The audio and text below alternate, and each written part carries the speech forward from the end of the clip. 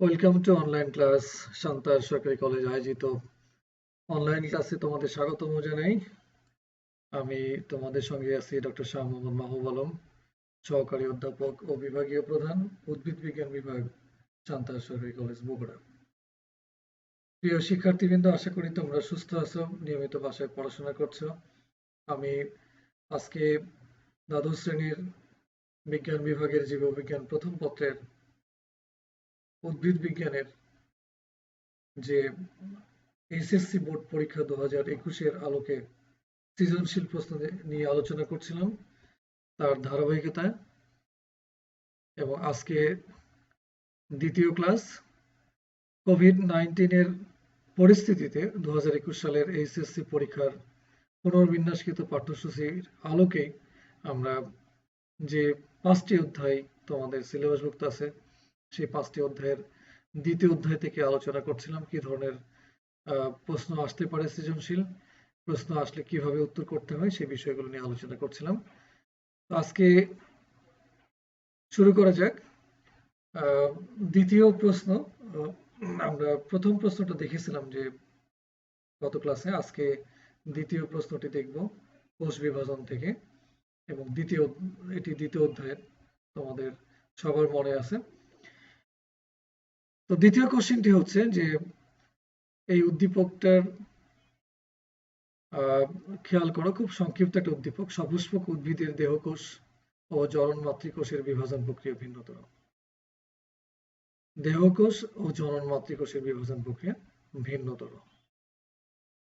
ক নম্বর কোশ্চিন হচ্ছে কায়াজমা কি? এটির জন্য পূর্ণমান 1। খ নম্বর প্রশ্ন হচ্ছে কোষ চক্র বলতে কি বুঝো? পূর্ণমান 2।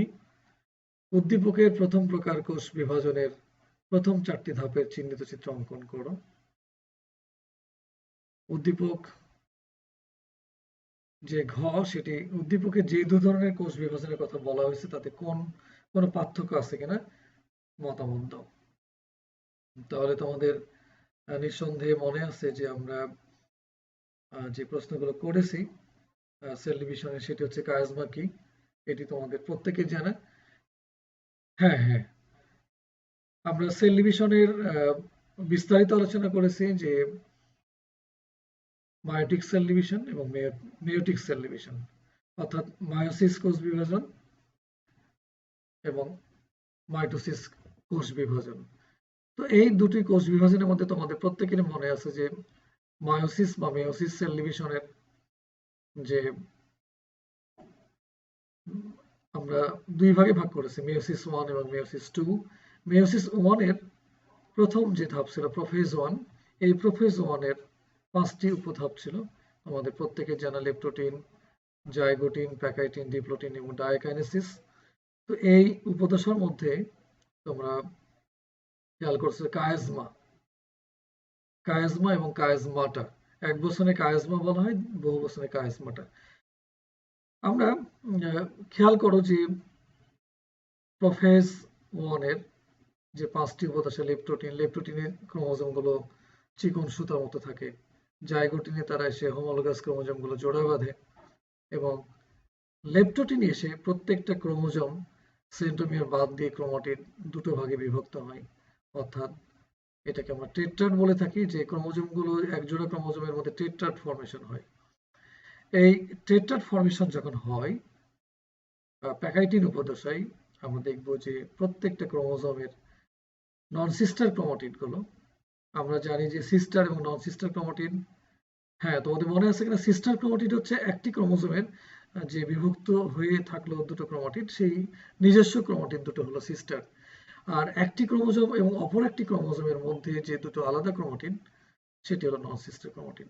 তাহলে এই নন সিস্টার ক্রোমাটিডের মধ্যে লেপ্টোটিন, প্যাকাইটিন, ডিপ্লোটিন, ডায়াকাইনেসিস, তোমাদের প্রত্যেকে জানা আছে যে প্যাকাইটিন উপদশায় এসে নন সিস্টার ক্রোমাটিডগুলো পাশাপাশি আকর্ষিত হয় এবং একটা স্থান আরেকটা স্থানের সঙ্গে যুক্ত হয়, ক্রোমাটিডগুলো যুক্ত হয়ে এক্স আকৃতির ফর্মেশন লাভ করে।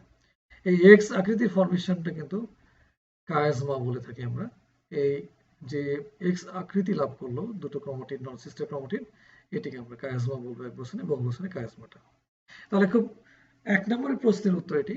পূর্ণমান 1 তোমাদের এইভাবে লিখতে হবে যে মেয়োসিস সেল ডিভিশনের মেয়োসিস 1 এর প্রোফেজ 1 যে প্যাকাইটিন আমরা লেপটোটিন জাইগোটিন প্যাকাইটিন উপদশা আছে, সেই প্যাকাইটিন উপদশায় নন সিস্টার ক্রোমাটিডগুলি পরস্পর মিলিত হয়ে এক্স আকৃতি লাভ করে। এই এক্স আকৃতিরকে আমরা কায়াজমা বলবো। এক বসনে কায়াজমা, বহু বসনে কায়াজমাটা। ঠিক আছে? হ্যাঁ হ্যাঁ। দ্বিতীয় খ নম্বর হচ্ছে কোষ চক্র বলতে কি বোঝো? এটি তোমাদের মনে আছে যে সেল সাইকেল, অর্থাৎ মাইটোসিস সেল ডিভিশন যখন উদ্ভিদ, আমরা জানি যে দেহকোষে মাইটোসিস সেল ডিভিশন হয়, এখানে বলা হচ্ছে দেহকোষ এবং জনন মাতৃকোষের কথা। তো মাইটোসিস সেল ডিভিশনের আগে কোষ একটি প্রস্তুতি লাভ করে।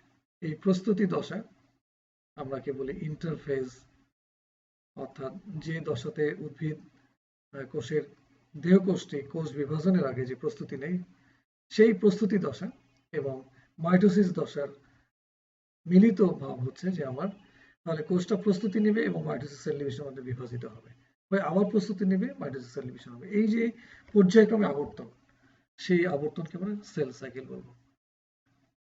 তোমাদের নিঃসন্দেহে মনে আছে যে প্রস্তুতি দশা, যেটাকে আমরা ইন্টারফেজ বলতেছি, এটাকে কিন্তু 3 ভাগে ভাগ করা আছে। G1, গ্যাপ 1, এস দশা এবং গ্যাপ 2 দশা। G1 দশাতে কি ঘটনা ঘটে, অর্থাৎ গ্যাপ 1 দশা এবং এস দশা থেকে কি ঘটে, এবং S2 সরি G2 গ্যাপ 2 তে। তাহলে গ্যাপ 1, এস এবং গ্যাপ 2, তাহলে এই 3টা দশা। এস মানে সিনথেসিস, এটি তোমাদের মনে করতে হবে যে ডিএনএটা সিনথেসিস হয় এখানে, এবং ডিএনএ সিনথেসিস হওয়া মানে ডিএনএ ডাবল হয়ে যায়। তো প্রস্তুতি দশায় কিছু এনজাইমেটিক ফাংশন, কিছু ডিএনএটা ডাবল করে রাখা এবং আরো কিছু কোএনজাইম এগুলো কিন্তু তৈরি হয়ে থাকে ইন্টারফেস দশায়। তো এই প্রস্তুতি দশা এবং তারপরে মাইটোসিস সেল ডিভিশন দশা, এই দুটোকে আমরা বলে থাকবো কোষ চক্র। তোমরা জ্ঞাত আছো যে শুধুমাত্র সেল ডিভিশনে মাইটোসিস দশা কিন্তু 10% মতো সময় লাগে।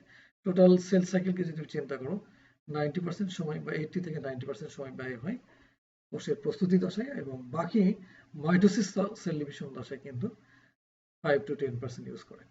এটি হচ্ছে সেল সাইকেল বা কোষ চক্র। 3 নাম্বার হচ্ছে অর্থাৎ গ নাম্বার হচ্ছে উদ্দীপকের প্রথম প্রকার কোষ বিভাজনের প্রথম 4টি ধাপে চিহ্নিত চিত্র অঙ্কন করো।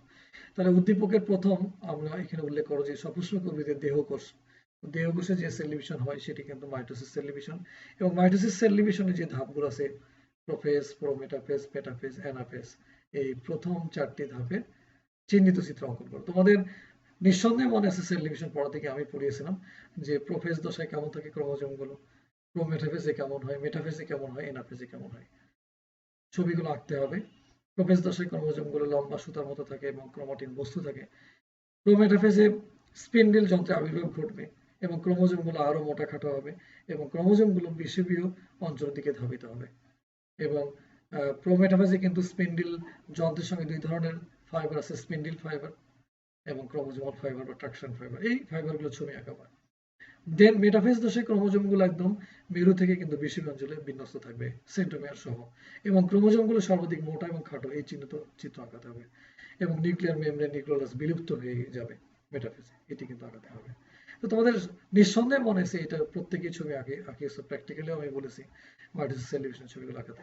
তো এটি কিন্তু 2 নম্বর অর্থাৎ 3 নম্বর পূর্ণমান 3, এখানে 4টি ছবি আঁকাতে হবে প্রথম উদ্দীপকের প্রথম প্রকার কোষ বিভাজনের প্রথম 4টি ধাপে। তাহলে প্রথম ধাপ হচ্ছে প্রোফেজ, দ্বিতীয় ধাপ হচ্ছে প্রোমেটাফেজ, তৃতীয় হচ্ছে মেটাফেজ এবং অ্যানাফেজ। অ্যানাফেজে তোমাদের মনে আছে যে ক্রোমোজোমগুলো, অর্থাৎ মেটাফেজে যে মাঝখানে যে ক্রোমোজোমগুলো ছিল সেগুলো কিন্তু বিভক্ত হয়ে নতুন, অর্থাৎ ক্রোমাটিনগুলো বিভক্ত হয়ে নতুন আবদ্ধ ক্রোমোজোম তৈরি করবে এবং ক্রোমোজোমগুলো মেরুর দিকে গমন করবে। এটি কিন্তু অ্যানাফেজের ছবি আঁকাতে হবে, এবং ক্রোমোজোমগুলো সেন্ট্রোমিয়ারের ভিত্তিতে VLJI, মেটাসেন্ট্রিক, সাবমেটাসেন্ট্রিক, অ্যাক্রোসেন্ট্রিক এবং টেলোসেন্ট্রিক, এই 4টা প্যাটার্ন লাভ করবে। অতএব তোমাদের মনে করতে হবে যে ছবিগুলো ডিস্টিংলি হতে হবে এবং লেভেলিং করতে হবে। চিহ্নিত চিত্র মানে চিত্র অঙ্কন করে এটাকে লেভেল করতে হবে, চিহ্নিত করতে হবে যে এটি হচ্ছে সেন্ট্রোমিয়ার, এটি ক্রোমোজোম, এটি হচ্ছে মেরু অঞ্চল, এটি হচ্ছে বিষুবীয় অঞ্চল, এগুলো কিন্তু তোমাদের খেয়াল করতে হবে।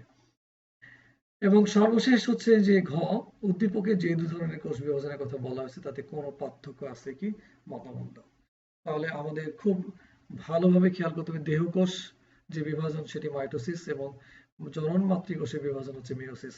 Mitosis cell division, meiosis cell division কোন কোন বিভাজনগুলো আছে, বিভাজনগুলো দিতে হবে এবং তার মতামত দিতে হবে। মাইটোসিস সেল ডিভিশন দেহকোষে সংঘটিত হয়, মেয়োসিস কিন্তু জনন মাতৃকোষে। আমরা বলেছি মাইটোসিস সেল ডিভিশনের যে প্রক্রিয়া সেটি কিন্তু একটা নিউক্লিয়াস থেকে বিভক্ত দুটো নিউক্লিয়াস বা একটা কোষ থেকে দুটো কোষ তৈরি হয়, এবং এই ক্ষেত্রে কিন্তু মাতৃকোষের নাম্বার অফ ক্রোমোজোম এবং নতুন অপত্য কোষের যে দুটো তৈরি হলো তার নাম্বার অফ ক্রোমোজোম সেম থাকে মাইটোসিসে। কিন্তু মেয়োসিসে তোমাদের খেয়াল করতে হবে, মেয়োসিস হচ্ছে হ্রাসমূলক কোষ বিভাজন, অর্থাৎ এখানে ক্রোমোজোম নাম্বার অর্ধেক হয়ে যাবে। অর্থাৎ যে সেলটা ডিভিশন হবে সেই একটা কোষ থেকে 4টি অপত্য কোষ তৈরি হবে, কিন্তু একটা যে মাতৃকোষ ছিল সেই কোষের যে নাম্বার অফ ক্রোমোজোম এবং সৃষ্ট অপত্য কোষ যে 4টি তৈরি হলো মেয়োসিসে, সেই নাম্বার অফ ক্রোমোজোম কিন্তু অর্ধেক হয়ে যাবে। অর্থাৎ মাতৃকোষের নাম্বার অফ ক্রোমোজোম যদি 2n ধরি, তাহলে যে 4টি জেনারেটিভ সেল তৈরি হবে, জনন কোষ তৈরি হবে, তার নাম্বার অফ ক্রোমোজোম হচ্ছে n সংখ্যক। এখন গ্যামেটিক সেল যেগুলো তৈরি হয়, যদি মনে করো যে ধানের যে পরাগরেণু ডিম্বাণু তৈরি হবে, এটি গ্যামেটিক সেল, তার মধ্যে নাম্বার অফ ক্রোমোজোম থাকবে 12। কিন্তু ধানের দেহকোষ যেটি সোমাটিক সেল, সেটা মূল হতে পারে, কাণ্ড হতে পারে, পাতা হতে পারে, যে কোনো অঙ্গ থেকে তুমি একটা সেলকে যদি এটাকে এক্সট্রাক্ট করে ওর মধ্যে যে ক্রোমোজোম গুলো বের করো, তখন দেখবে যে প্রত্যেকটা ক্রোমোজোমের মধ্যে, সরি নিউক্লিয়াসের মধ্যে যে নাম্বার অফ ক্রোমোজোম 2n = 24 হবে ধানের ক্ষেত্রে। আর তুমি যদি পোলেন গ্রেনটা নাও, পরাগরেণু যখন তৈরি হয় ফুলের বা ডিম্বাণু তৈরি হয়, সেই পরাগরেণু ডিম্বাণুর সেলগুলো আলাদা করে সেলের নিউক্লিয়াসের মধ্যে যে নাম্বার অফ ক্রোমোজোম পাবে, নিঃসন্দেহে সেখানে 12টি ক্রোমোজোম পাবে। তাহলে n সংখ্যক হচ্ছে n = 12, 2n = n+n=24। তো এইভাবে যে সিগনিফিকেন্স গুলো আছে, যে কোনো পার্থক্য আছে কিনা, পার্থক্য তো অবশ্যই আছে। এই পার্থক্যগুলো তোমরা ডিস্টিংক্টলি বলবা। মাইটোসিস এবং মেয়োসিসের ক্ষেত্রে তোমাদের বইতে বিস্তারিত দেওয়া আছে, পার্থক্যগুলো তোমরা কিন্তু এগুলো খেয়াল করে লিখবা এবং মতামত দিবা। এখানে মতামত দেওয়া মানে যে পার্থক্য কেন হলো। তুমি মনে করো যে মেয়োসিস সেল ডিভিশনে গ্যামেটিক সেল যে তৈরি হয় 4টি, সেখানে নাম্বার অফ ক্রোমোজোম অর্ধেক হয়, কিন্তু মাইটোসিসে একটা কোষ থেকে দুটো কোষ তৈরি হবে, সেই নাম্বার অফ ক্রোমোজোম মাতৃকোষ থেকে এবং যে দুটো নতুন অপত্য কোষ হলো তাদের মধ্যে নাম্বার অফ ক্রোমোজোম সেম থাকে। কেন থাকে? এখানে সমীকরণিক বিভাজন হয় মাইটোসিসে, আর মেয়োসিস হয় হ্রাসমূলক বিভাজন। তো এই ধরনের স্টেটমেন্ট গুলো দিয়ে তোমাদের উত্তরটা লিখতে হবে। আশা করি আমি তোমাদেরকে কিছু ধারণা দেওয়ার চেষ্টা করছি যে কিভাবে প্রশ্নগুলো হয় এবং কিভাবে তোমরা ধারাবাহিকভাবে এগুলো লিখবা এবং এক্সপ্লেন করবা, সেটি কিন্তু তোমাদের জানতে হবে। আর বারবার প্র্যাকটিস করলেই এই উত্তরগুলো তোমরা হয়তো নিজেই বুঝতে পারবে যে চিহ্নিত চিত্র অঙ্কন করতে হবে কিভাবে, কিভাবে মতামত দিতে হবে বা বিশ্লেষণ করতে হবে, এই জিনিসগুলো তোমাদের ধারণা লাভ করবে।